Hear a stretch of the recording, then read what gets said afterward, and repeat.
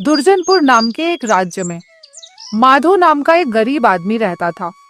माधो बहुत ही बुद्धिमान था। अपनी गरीबी की अवस्था में भी वो सुख और संतोष से अपना जीवन व्यतीत कर रहा था। उसकी पत्नी इन दिनों गर्भवती थी। एक दिन वह अपने पति से कहने लगी, सुनिए जी, आज हलवा खाने का बड़ा ही दिल कर रहा है, मगर घर में तो कुछ भी नहीं है, न बेसन, न घी और न ही गुड़। आप यह सब सामान किसी तरह ले आओ तो हम दोनों हलवा बनाकर खा सकते हैं। तुम चिंता मत करो भाग्यवान, मैं अभी बाजार जाकर यह सब सामान लेकर आता हूँ। इतना बोलकर माधो घर से बाहर निकल गया और बाहर आकर सोचने लगा, हे भगवान, मैंने अपनी पत्नी से सामान लाने के लिए कह तो दिया, लेकिन लाऊं कहाँ से? मेरी जेब में तो एक फूटी कौड़ी भी नहीं है। फिर उसके दिमाग में विचार आया, चलो अपने पड़ोसी रामू के पास चलता हूँ, वह जरूर मुझे कुछ पैसे उधार दे देगा। जब माधो अपने पड़ोसी के घर में पहुंचा तो रामू ने कहा, अरे माधो, तुम आओ, क्या हाल चाल है भाई? और बताओ, भाभी कैसी है? और सब तो ठीक है भाई, मगर अचानक कुछ पैसों की जरूरत आ पड़ी। सोचा अभी तुमसे उधार ले लूं, बाद में तुम्हें चुका दूंगा। रामू मन ही मन सोचने लगा, यह गरीब कहाँ से पैसे चुकाएगा? अगर इसे कुछ दे भी दिया तो वापस मिलने की उम्मीद तो छोड़नी ही पड़ेगी। ये सब सोचकर वह बोला, तुम बड़े ही बुरे वक्त में आए हो माधो, मैं भी तुम्हारी तरह गरीब हूँ। आजकल मेरा हाथ बहुत ही तंग चल रहा है। अब अपनी हालत के बारे में तुम्हें क्या बतलाओ। आज तुम्हारी भाभी का दिल भी कुछ मीठा खाने का हो रहा था, मगर मेरे पास फूटी कौड़ी भी नहीं है जो बाजार से उसके लिए कुछ ला सकूं। तब तो मैंने तुम्हें बेवजह ही तकलीफ दे दी। अच्छा भाई, मैं चलता हूँ। इतने में रामू की पत्नी ने आवाज लगाई, हाजी सुनिए, खीर बनकर तैयार है, जल्दी से आ जाइए। रसोई घर से आई पत्नी की आवाज सुनकर एक बार तो रामू हड़बड़ा गया, मगर फिर तुरंत वो स्थिति को संभालते हुए बोला, अच्छा माधो, लगता है मेरी पत्नी ने खिचड़ी बना ली है। शायद पेट भरने लायक भी पूरी ना पड़े, मगर आधे पेट खाकर ही संतोष करना पड़ेगा। क्या करे, मजबूरी है। इसके बाद माधो उसके घर से चला गया। बाहर निकलकर माधो सोचने लगा, लगता है रामू मुझे कुछ देना ही नहीं चाहता था, इसलिए कुछ ना होने का दिखावा कर रहा था। रसोई घर से कितनी अच्छी सुगंध आ रही थी, जरूर उसकी पत्नी ने खीर बनाई थी। वह अपने ही विचारों में डूबा हुआ था और सोच रहा था, अब क्या करूं? किसके पास जाऊं? कौन देगा मुझे उधार? लगता है पत्नी की इच्छा मैं पूरी नहीं कर पाऊंगा। चलते चलते माधो की नजर एक बड़े सुंदर घर पर पड़ी, जिस पर बहुत ही अच्छी सजावट हो रखी थी। निकट से गुजरते हुए एक राहगीर को रोककर माधो ने पूछा, क्यों भाई, यह किसका मकान है? आज इतनी सजावट क्यों है यहाँ पर? अरे तुम्हें नहीं मालूम, ये नगर के सेठ राम प्रसाद जी की हवेली है। विवाह के 15 वर्ष बाद सेठ जी के यहाँ बेटे का जन्म हुआ है। ऐसी धूमधाम में अब वो खर्चा नहीं करेगा तो कब करेगा? आज सेठ जी के बेटे का जन्म हुए 5 दिन बीत चुके हैं। कल छठी की पूजा की जाएगी और नामकरण संस्कार होगा, मगर यह सजावट और धूमधाम शायद कई महीनों तक चलेगी। इतना बोलकर वो राहगीर वहाँ से चला गया। माधो सोचने लगा, कल यहाँ दावत होगी, मगर मेरी पत्नी की इच्छा तो आज हलवा खाने की है। माधो कुछ तरकीब सोचने लगा। कुछ देर सोचने के बाद उसके मन में एक उपाय आया और वो वहाँ से निकलकर सीधा बाजार में गया और एक बेसन के व्यापारी के पास जाकर बोला, राम राम सेठ जी, आपके पास गोदाम में बेसन की कितनी बोरियां होंगी? अरे आओ, राम राम भैया, राम राम। कहाँ से आए हो? मैं सेठ राम प्रसाद के यहाँ से आया हूँ। कल उनके लड़के का नामकरण है ना। लड़का हुआ सेठ जी को? अच्छा, सब तो हमारी तरफ से बधाई देना। और हाँ, कितनी बोरी बेसन चाहिए सेठ जी को? यह तो मुझे पता नहीं, मुझे तो केवल इतना कहा था कि लाला ताराचंद के यहाँ पर पता कर लेना कि गोदाम में कितनी बोरियां है, और थोड़ा सा बेसन नमूने के तौर पर लेते आना। देखो भाई, गोदाम में रखने का तो अपना धंधा नहीं है। ये साथ लेते हैं और वो साथ बेच देते हैं। फिर भी यूँ समझ लो कि कम से कम 10-20 बोरियां जरूर होंगी, और इतने में तो सेठ जी का काम चल ही जाएगा। और जहाँ तक नमूने के तौर पर तुम्हें बेसन देने की बात है, वो मैं अभी दिलवा देता हूँ। माधो ने एक पाव बेसन लिया और वहाँ से चलता बना। इसके बाद माधो वहाँ से एक घी के व्यापारी के पास पहुँचा और बोला, राम राम लाला जी। अरे राम राम भैया, राम राम। घी के 40 पीपे होंगे सेठ जी। 40 पीपे मिल तो जाएंगे, और तू ये बता कि तू आया कहाँ से है, किसने भेजा है तुझे? सेठ जी, राम प्रसाद जी के यहाँ कल बेटे का नामकरण है ना, वो घी के लिए पूछ रहे थे। उन्होंने कहा है कि थोड़ा सा घी नमूने के तौर पर लेते आना। अरे तो कल जो घी दिया था वो मिलावटी का था, जाकर कह देना अपने सेठ से, लेना है तो ले, नहीं तो नमूना वमूना हम नहीं दिखाते। उसकी बात सुनकर माधो हैरान रह गया और चुपचाप वहां से खिसक गया। नगर में घी के कई और व्यापारी भी थे।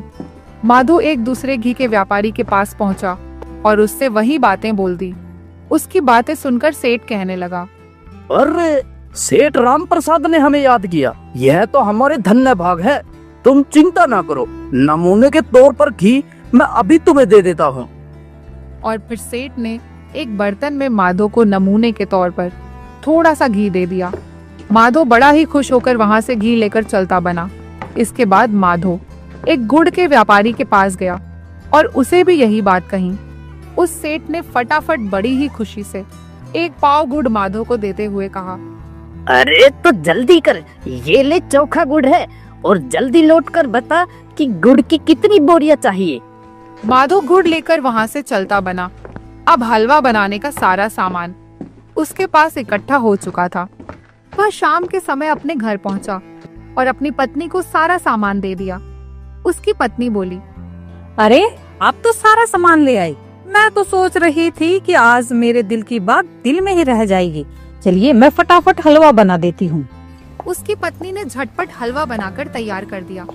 संयोग की बात यह थी कि उसी रात राज्य के राजा दुर्जन सेन भेष बदलकर घूम रहे थे और दोनों पति पत्नी की बातें सुन रहे थे।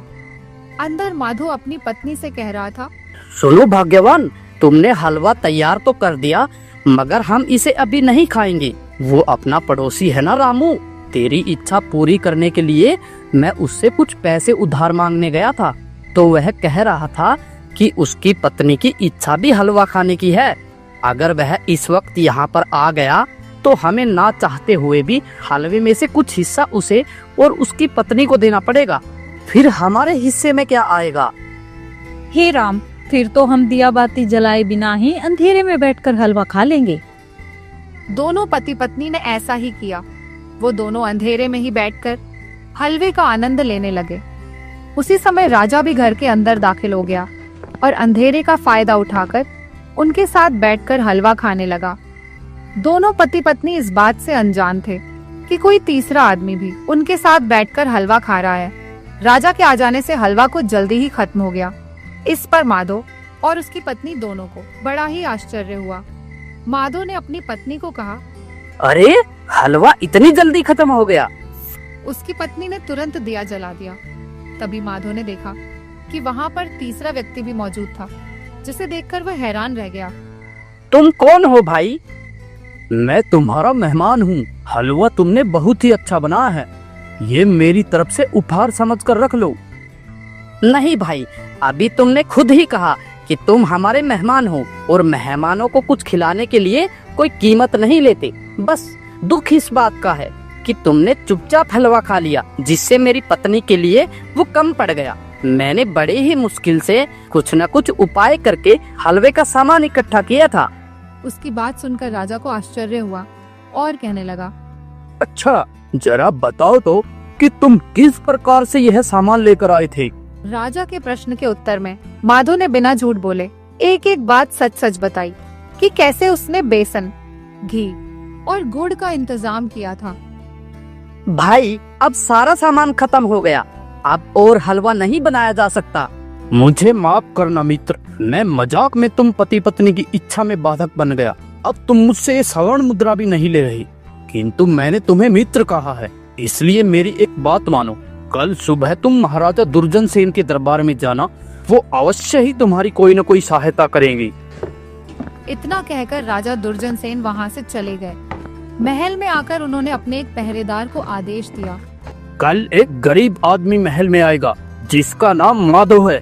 उसे बिना किसी रोक टोक के और सम्मान के साथ मेरे सामने प्रस्तुत किया जाए। अगले दिन सुबह के समय माधो की पत्नी ने अपने पति से कहा, आज आपको तो राजमहल के लिए जाना है। आज आप पहली बार राजमहल जा रहे हो, क्या खाली हाथ जाओगे? महाराज के लिए तुम्हें कोई भेंट ले लेनी चाहिए। अरे भाग्यवान, हमारे पास है ही क्या महाराज को देने के लिए। अरे आप चिंता मत कीजिए, जाइए राजमहल जाकर तो देखिए क्या होता है। और जहाँ तक उनके उपहार देने की बात है, तो मैंने परसों ही एक कबूतर पकड़ा था। उसे पालतू बनाने के लिए मैंने उसके पर काट दिए। आप तो मजदूरी करने के लिए बाहर चले जाते हो और मैं दिन भर घर में अकेली रहती हूँ। मैंने सोचा कि उसे कबूतर से अपना दिल बहला लिया करूँगी। आप वही कबूतर महाराज को उपहार देने के लिए ले जाइए। माधो अपनी पत्नी की बात मानकर राजमहल की ओर चल दिया। ठीक उसी समय राजमहल के पहरेदारों ने राजा के पास आकर कहा, महाराज की जय हो। महाराज, एक दूत आपसे मिलना चाहता है। उस दूत को तुरंत मेरे सामने पेश किया जाए। उस दूत को राजा के सामने उपस्थित किया गया।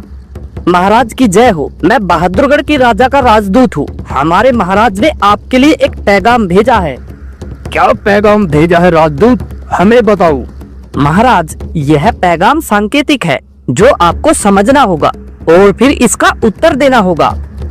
यह कहते हुए उस दूत ने फर्श पर एक गोल घेरा बना दिया और कुछ गेहूं के दाने उस गोल घेरे के चारों ओर फैला दिए। इसके बाद वो राजा से बोला, महाराज, यही पैगाम है। हमारे महाराज को आप इसका क्या उत्तर देना चाहते हैं? उफ, इस दूत ने हमें किस मुसीबत में डाल दिया। बहादुरगढ़ हमारे राज्य से 20 गुना ज्यादा शक्तिशाली और विशाल है। राजा की समझ में इस पैगाम का कोई उत्तर नहीं आ रहा था। उन्होंने अपने महामंत्री से कहा, चंद्रभान, बताइए इस पैगाम का क्या अर्थ है? परंतु महामंत्री और बाकी सभी मंत्री मिलकर भी इस पैगाम का कोई उत्तर नहीं दे सके। पूरे राज दरबार में सनसनी और भय का माहौल पैदा हो गया। महामंत्री ने राजा से क्षमा मांगते हुए कहा, महाराज, मुझे क्षमा कीजिए। बहादुरगढ़ के राजा का यह संदेश मेरी समझ से बाहर है और बाकी दरबारी भी इसका कोई अर्थ नहीं निकाल सके। तभी राज दरबार में माधो का आगमन हुआ। माधो ने महाराज को देखकर प्रणाम किया और उन्हें देखते ही माधो समझ गया। अरे, यह तो वही व्यक्ति है जो रात को भेष बदलकर मेरे घर पर आया था। आओ मित्र, तुम्हारे राज दरबार में आने की बात तो हम भूल ही गए थे, इसलिए तुम्हारे स्वागत का कोई प्रबंध नहीं करवाया। महाराज, मैं तो आपका सेवक हूँ। मैं आपके दर्शन के लिए आया था। मेरे लिए तो यही बहुत बड़ी बात है कि आपने मुझे पहचान लिया। मैं क्षमा चाहता हूँ कि कल मैंने आपको नहीं पहचाना, इसलिए अनजाने में कोई भूल हो गई हो तो नादान समझकर मुझे माफ कर दीजिए। अरे, इसमें माफी की क्या बात है? बल्कि माफी तो हमें मांगनी चाहिए कि राजा होते हुए भी हम तुम्हारी और तुम्हारी पत्नी की इच्छा में बाधक बन गए। राजा और माधो की बात को कोई मंत्री और दरबारी नहीं समझ सका। माधो राजा के चिंतित चेहरे को देखकर समझ गया कि महाराज किसी परेशानी में है, इसीलिए वह बोला, महाराज, आप कुछ परेशान दिखाई दे रहे हैं। यदि आप चाहे तो अपनी परेशानी मुझे बता सकते हो। राजा ने कुछ देर सोचा, फिर माधो को अपनी परेशानी बता दी। उनकी बात सुनकर माधो ने कहा, तो आपको बहादुरगढ़ के राजा के इस पैगाम ने परेशान कर रखा है। यदि आप आज्ञा दे तो मैं इसका उत्तर दे सकता हूँ। मित्र, अगर तुम ऐसा कर पाए तो हम तुम्हारा एहसान जिंदगी भर नहीं भूलेंगे। माधो ने अपने पिंजरे में से कबूतर को निकाला और उस घेरे के बीच में छोड़ दिया। कबूतर एक क्षण के लिए रुका और फिर उसने आगे बढ़कर सारे गेहूं के दानों को साफ कर दिया। यह देखने के बाद बहादुरगढ़ से आए हुए राजदूत ने महाराज से कहा, धन्यवाद महाराज, मुझे अपने पैगाम का उत्तर मिल गया। अब मैं यहाँ से चलता हूँ। दूत के जाने के बाद महाराज ने माधो से पूछा, एक बात बताओ मित्र, तुम यह कबूतर किस लिए लाए थे? महाराज, मैं इसे आपको उपहार देने के लिए लाया था, किंतु मुझे खुशी है कि यह आपकी परेशानी को हल करने का एक माध्यम बन गया। असल में बात यह थी कि मैं पहली बार आपके दर्शन के लिए आ रहा था, इसलिए मेरी पत्नी ने कहा कि खाली हाथ महाराज के दर्शन के लिए जाना ठीक नहीं है। कुछ न कुछ भेंट उन्हें अवश्य देनी चाहिए। राजा ने बड़ी खुशी से माधो का उपहार स्वीकार किया और फिर कहने लगे, एक बात और बताओ मित्र, तुमने बहादुरगढ़ के राजा के पैगाम का क्या अर्थ लगाया? और उसका जो उत्तर तुमने दिया वह क्या था? अरे यह तो बहुत ही मामूली सी बात है महाराज। बहादुरगढ़ के राजा ने गोल घेरे को आपका राज्य मानकर अपनी सेना द्वारा आपके राज्य को चारों ओर से बंदी बनाने का संदेश भेजा था। मैंने कबूतर को गोल घेरे में छोड़ दिया, जिसने सारे गेहूं के दानों को साफ कर दिया और उन्हें यह संदेश दिया कि हमारी सेना इतनी बुलंद है कि वो उनकी सेना को गेहूं के दानों की तरह साफ कर देगी। माधो की बात सुनकर राजा बड़े ही प्रसन्न हुए और बोले, शाबाश मित्र, तुम्हारा दिया हुआ उत्तर हमें बहुत ही पसंद आया। हम आज से ही तुम्हें अपना सलाहकार नियुक्त करते हैं। मंत्री जी, माधो के लिए एक बड़ा ही सुंदर भवन तैयार किया जाए। उस दिन के बाद माधो राजा का विशेष सलाहकार बनकर अपना जीवन बिताने लगा। हरिया नाम का एक चमार, वह घर पर ही रहकर मोची का काम करता था। मजूरी कम थी और अनाज महंगा। सारा घर एक ही कंबल ओढ़कर सर्दियों के दिन काटता था और वह कंबल भी फटकर तार तार रह गया था। पूरे 1 वर्ष से वह इस विचार में लगा हुआ था कि दूसरा कंबल मोल ले। मन मार मार कर उसने 3 रुपये जमा किए थे और 5 रुपये गांव वालों पर आते थे। एक दिन उसने अपनी पत्नी से कहा, रमा, मैं 5 रुपए गांव वालों से उगा कर लाता हूँ। कितने दिन हो गए, देने का नाम ही नहीं लेते। देखो जी, अगर पैसे मिल जाए तो कंबल जरूर लेते आना। भला इतनी ठंड में एक ही कंबल ओढ़कर सोना पड़ता है, वो भी फटा हुआ। वह घर से चला और एक किसान के घर जा पहुंचा। किसान तो घर में नहीं था। उसकी पत्नी ने कहा, हरिया, इस समय रुपए मौजूद नहीं, फिर दे दूंगी। फिर वह एक बनिए के घर पैसे उधार मांगने गया। बनिया बोला, हम ऐसे कंगालों को उधार नहीं देते। कौन पीछे पीछे फिरे, जाओ अपना रास्ता देखो। वह निराश होकर घर की तरफ चल पड़ा और रास्ते में सोचने लगा, कितने आश्चर्य की बात है, मैं सारा दिन काम करता हूँ, उस पर भी पेट नहीं भरता। चलते समय रमा ने भी कहा था कि कंबल जरूर लेकर आना। अब क्या करूँ, कोई उधार भी नहीं देता। हे भगवान। वह सोचता हुआ मंदिर के पास आ गया। उसने देखा कि जमीन पर कोई आदमी पड़ा है। लगता है किसी ने इसके वस्त्र छीन लिए हैं, पर मुझे क्या मतलब। ऐसा ना हो इस झगड़े में पड़ने से मुझ पर कोई आपत्ति खड़ी हो जाए। वह थोड़ी दूर गया था कि उसके मन में विचार आया, मैं कितना निर्दयी हूँ, कहीं ये बेचारा भूखा न मर जाए। कितने शर्म की बात है कि मैं उसे इस दशा में छोड़कर आ गया। वह वापस उस आदमी के पास आ गया और बोला, यह गमछा लो और मेरे साथ चलो। तुम बोलते क्यों नहीं, यहाँ ठंड है, घर चलो। वो आदमी हरिया के पीछे पीछे चल पड़ा। तुम कहाँ रहते हो? मैं यहाँ का रहने वाला नहीं हूँ। मैंने भी यही समझा था, क्योंकि यहाँ तो मैं सबको जानता हूँ। तुम मंदिर के पास कैसे आ गए? मैं यह नहीं बता सकता। क्या तुमको किसी ने दुख दिया है? मुझे किसी ने दुख नहीं दिया, अपने कर्मों का भोग है। परमात्मा ने मुझे दंड दिया है। सही कहा भाई, परमेश्वर सबका स्वामी है, परंतु खाने को अन्न और रहने को घर तो चाहिए। तुम अब कहाँ जाना चाहते हो? जहाँ ईश्वर ले जाए। हरिया ने सोचा, अवश्य ही इस पर कोई बड़ी विपत्ति पड़ी है, पर मैं तो कंबल लेने आया था। यहाँ अपना गमछा भी दे बैठा। एक नंगा आदमी साथ है। क्या यह सब देखकर रमा प्रसन्न होगी? कदापि नहीं। मगर चिंता ही क्या है, दया करना आदमी का परम धर्म है। उधर हरिया की पत्नी विचार करने लगी, ऐसा ना हो कि बनिया मेरे पति को ठग ले। वह बड़ा सीधा है, किसी से छल नहीं करता। एक बालक भी उसे फंसा सकता है। 8 रुपए बहुत होते हैं। इतने रुपए में तो अच्छा कंबल मिल सकता है। पिछली सर्दी कितनी कष्ट से कटी। जाते समय उसे देर हो गई थी, परंतु क्या हुआ, अब तक उसे आ जाना चाहिए था। इतने में आहट हुई। रमा बाहर आई। उसने देखा कि हरिया है और उसके साथ एक आदमी है। हरिया का गमछा उसके गले में पड़ा है। उसने समझा कोई ठग है। रमा, यदि भोजन तैयार हो तो ले आओ। रमा झलकर राख हो गई और कुछ न बोली, चुपचाप वहीं खड़ी रही। क्या बात है, भोजन नहीं बनाया? हाँ, बनाया है, परंतु तुम्हारे लिए नहीं। तुम तो कंबल लेने गए थे, मगर यह क्या किया, अपना गमछा भी दूसरों को दे दिया। इस ठग को कहाँ से लाए हैं? यहाँ कोई लंगर थोड़ी चलता है। रमा, अब बस भी करो। बिना सोचे समझे किसी को बुरा कहना उचित नहीं है। पहले पूछ तो लो कि यह कैसे आया। पहले यह बताओ कि रुपए कहाँ फेंक कर आई। यह लो अपने 3 रुपए। गांव वालों ने कुछ नहीं दिया। अब जल्दी से भोजन लगा दो, मुझे बहुत भूख लगी है। मेरे पास दुनिया भर के नंगे बच्चों के लिए भोजन नहीं है। फिर वही बात, पहले इससे पूछ तो लो कि यह क्या कहता है। बस बस पूछ चुकी हूँ। मैं तो विवाह करना ही नहीं चाहती थी, तुम तो घर खो हो। हरिया ने बहुत समझाया पर वह एक न मानी और घर से बाहर जाने लगी, पर रास्ते में ही रुक गई और पति से बोली, अगर भला मानस होता तो नंगा न होता। भला तुम्हारी भेंट इससे कहाँ हुई? यही तो मैं तुमको बतलाना चाहता हूँ।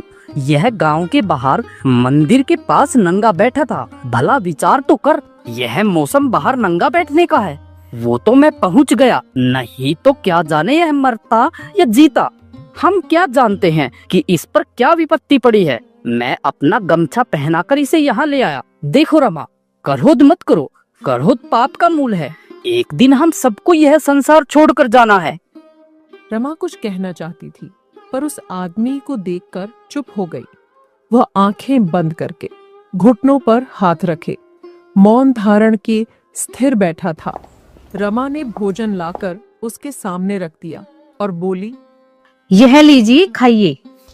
रमा की यह बात सुनकर आदमी हंसा। तुम हंसे क्यों और कहाँ से आए हो?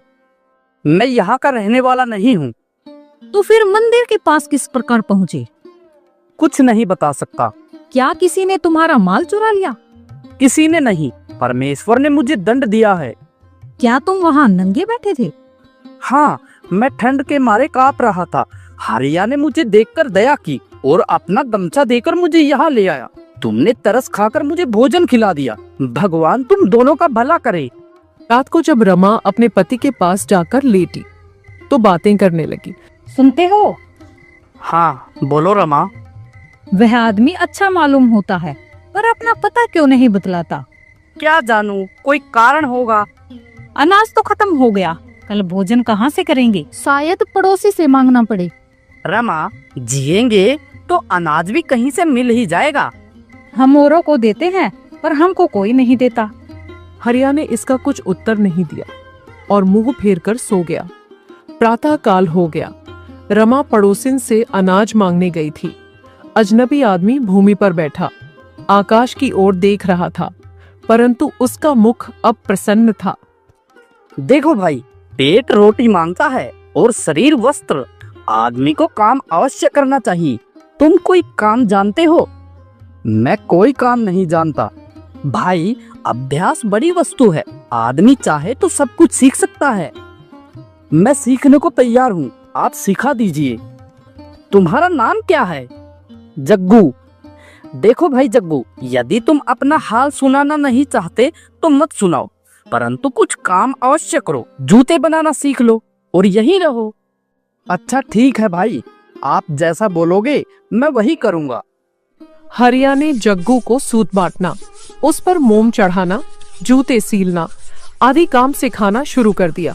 जग्गू 3 दिन में ही ऐसे जूते बनाने लगा मानो सदा से मोची का ही काम करता आ रहा हो। धीरे धीरे 1 वर्ष बीत गया। चारों ओर धूम मच गई कि हरिया का नौकर जग्गू जैसे मजबूत जूते कोई नहीं बनाता। हरिया के पास बहुत काम आने लगा और उसकी आमदनी बढ़ गई। एक दिन हरिया और जग्गू बैठे काम कर रहे थे कि एक गाड़ी आई। उसमें से एक धनी पुरुष उतरकर झोपड़े के अंदर आ गया और पूछने लगा, तुम में से उस्ताद कौन है? हुजूर, मैं। तुम यह चमड़ा देखे हो? हाँ हुजूर। तुम जानते हो यह किस जात का चमड़ा है? महाराज, यह चमड़ा बहुत अच्छा है। अच्छा, मूर्ख कहीं का, तुमने शायद ऐसा चमड़ा कभी नहीं देखा होगा। यह जर्मन देश का चमड़ा है। इसका मोल 20 रुपए है। भला महाराज, ऐसा चमड़ा मैं कहाँ से देख सकता हूँ? अच्छा, तुम इसका बूट बना सकते हो? हाँ हुजूर, बना सकता हूँ। हाँ हुजूर की बात नहीं है, समझ लो कि चमड़ा कैसा है और बनाने वाला कौन है। यदि साल भर के अंदर कोई टाका उखड़ गया या फिर जूते का रूप बिगड़ गया तो तुझे बंदी खाने जाना पड़ेगा नहीं तो 10 रुपए मजूरी मिलेगी। उस आदमी के जाने के बाद हरिया ने जग्गू से कहा, भाई जग्गू, काम तो ले लिया, पर कोई झगड़ा न खड़ा हो जाए। चमड़ा बहुत कीमती है और यह आदमी बड़ा क्रोधी, कोई भूल न होनी चाहिए। तुम्हारा हाथ साफ हो गया है, बूट काट तुम दो और सिलाई मैं कर दूंगा। जग्गू बूट काटने लगा। रमा हर रोज अपने पति को बूट काटते देखा करती थी, पर जग्गू की काट देखकर वो चकरा गई कि वह यह कर क्या रहा है। शायद बड़े आदमियों के बूट इसी प्रकार काटे जाते हों। यह विचार कर वह चुप रह गई। जग्गू ने चमड़ा काटकर दोपहर तक स्लीपर तैयार कर लिए। जब हरिया ने वो स्लीपर देखे तो वह घबरा गया। अरे भाई, यह तुमने क्या किया? उसने तो बूट बनाने को कहा था। आप मेरे सिर के बाल न बचेंगे। ये बातें हो ही रही थी कि द्वार पर एक आदमी आया। यह उस धनी आदमी का नौकर था। तुमने बूट बना तो नहीं डाले? हाँ हाँ, बना रहा हूँ। मेरे मालिक का देहांत हो गया है, अब बूट बनाना व्यर्थ है। उस दिन वह घर तक भी नहीं पहुँच पाए, गाड़ी में ही प्राण त्याग दिए। उनकी धर्मपत्नी ने कहा है कि उस चमड़े के स्लीपर बना दो। अच्छा जी, यह लो आपके स्लीपर। आदमी स्लीपर लेकर चलता बना। एक दिन रमा चूल्हे में आग जला रही थी। उसका लड़का बाहर खेल रहा था। हरिया और जग्गू बैठे जूते बना रहे थे कि हरिया के लड़के ने आकर कहा, जग्गू चाचा, देखो देखो तो कोई औरत 2 लड़कियों को लेकर हमारी तरफ आ रही है। जग्गू ने देखा कि एक औरत छोटी छोटी कन्याओं के साथ चली आ रही है। कन्याओं का एक सा रंग रूप है। भेद केवल ये है कि उनमें से एक लंगड़ी है। वह औरत अंदर आई तो हरिया ने पूछा, बताइए क्या काम है? इन लड़कियों के जूते बना दो। मैं पहले नाप ले लूं, फिर जूते बना देता हूँ। वह नाप लेने लगा तो देखा कि जग्गू इन लड़कियों को इस प्रकार ताक रहा है मानो पहले कहीं देखा हो। इस लड़की का एक पाँव नहीं है, एक नाम इसका ले लो, बाकी 3 पैर एक जैसे हैं। ये लड़कियां जुड़वा है ना? यह लंगड़ी कैसे हो गई? क्या ये जन्म से ही ऐसी है? नहीं, इसकी माता ने ही इसकी टांग कुचल दी। तो क्या तुम इनकी माता नहीं हो? नहीं बहन, न तो मैं इनकी माता हूँ और न ही कोई रिश्तेदार। मैंने तो सिर्फ इन्हें पाला है। फिर भी तुम इन्हें बड़ा प्यार करती हो। प्यार क्यों न करूं? मैंने अपना दूध पिला पिला कर इन्हें बड़ा किया है। मेरा अपना भी बालक था, परंतु उसे परमात्मा ने ले लिया। मुझे इनके साथ उससे भी अधिक प्रेम है। तो फिर ये किसकी कन्याएं हैं?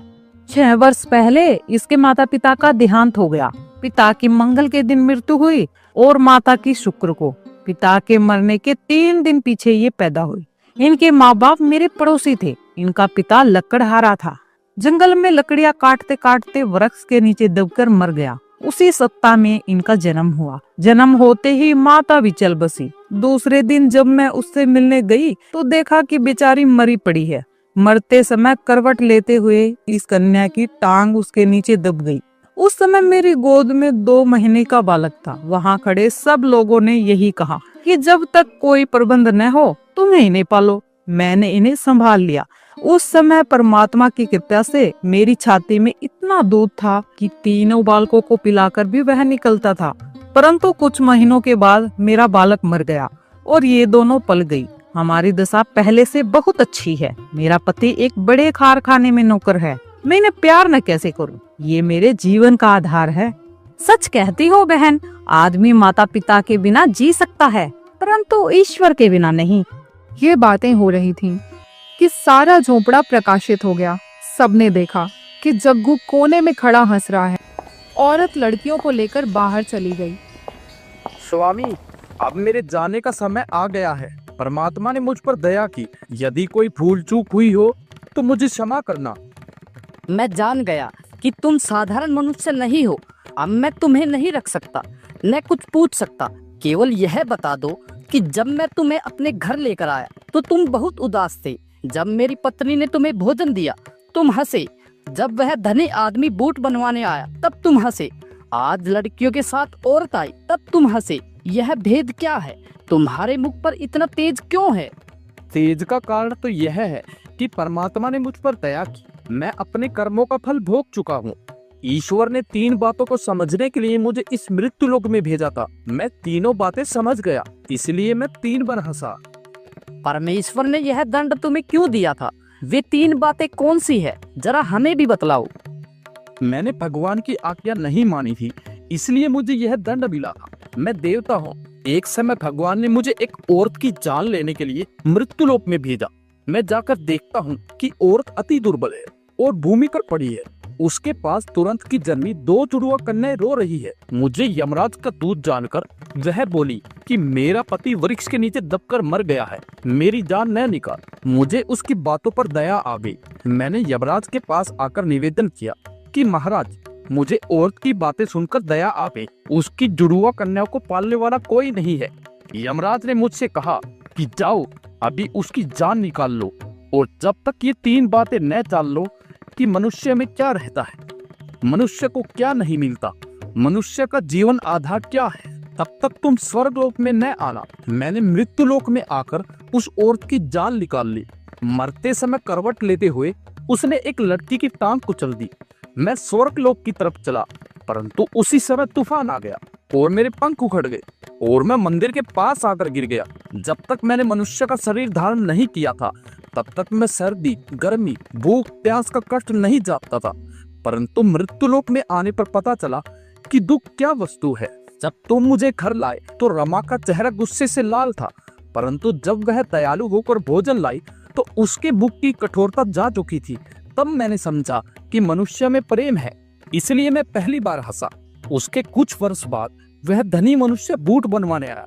उसे देखकर मैं इस कारण हंसा कि बूट तो 1 वर्ष के लिए बनवाता है और यह नहीं जानता कि संध्या होने से पहले मर जाएगा। तब मुझे दूसरी बात का ज्ञान हुआ कि मनुष्य जो चाहता है सो नहीं मिलता। उसके बाद आज यह औरत आई तो मुझे निश्चय हो गया कि सबका जीवन आधार परमात्मा है, इसलिए मैं तीसरी बार हंसा। यह कहकर देवता स्वर्ग लोक को चला